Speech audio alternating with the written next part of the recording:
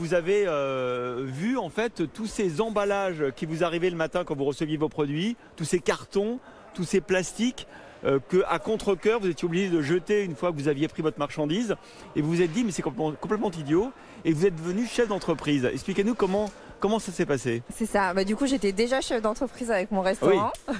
En tout cas de start-up. Voilà, exactement. Et en fait tout simplement c'est parce que c'est un embêtement de... On va dire entre une demi-heure et 1 heure par jour, juste à casser des cartons, à casser des cartons, des caisses polystyrène, à aller trouver un endroit où les mettre parce que les poubelles forcément de la ville permettent pas de mettre le volume que ça représente.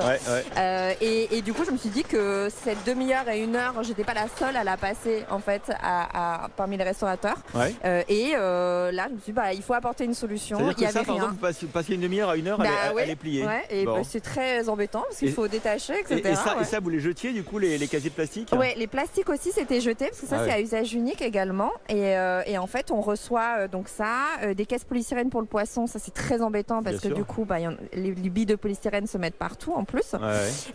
Et en cherchant un peu, en me disant c'est pas possible qu'il n'y ait pas de solution, et effectivement il n'y avait pas de solution. D'accord. Et donc vous avez inventé cette solution? En fait inventer la consigne, tout le monde la connaît en fait. Mais vous êtes venu ici dans l'incubateur, c'est-à-dire que vous avez travaillé longtemps dans les sous-sols de Rungis à comprendre ce qui se passait, à venir ici et essayer de trouver une solution. Alors elle est opérationnelle aujourd'hui. Maintenant vous êtes parmi des grands restaurants qui sont vos clients. Qu'est-ce que vous leur proposez? Quel est le service que vous leur offrez? Alors du coup, nous on a commencé effectivement en venant interroger les grossistes, les fournisseurs de Rungis, en disant forcément de quoi vous avez besoin, si on met en place du réutilisable, qu'est-ce qui se passe, etc.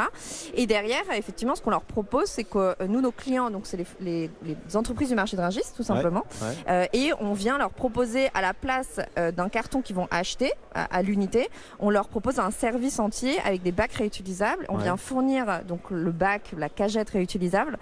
Ensuite, on va la récupérer une fois qu'elle est sale, on la lave et on lui redonne. Et le tout est suivi.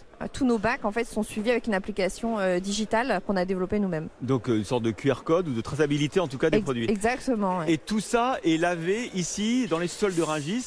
C'est là où une partie de votre outil logistique est implantée. C'est ça, tout à fait. On est dans le pavillon de la Marée et dans le sous-sol. Donc avec plaisir pour recevoir du monde et faire visiter d'ailleurs.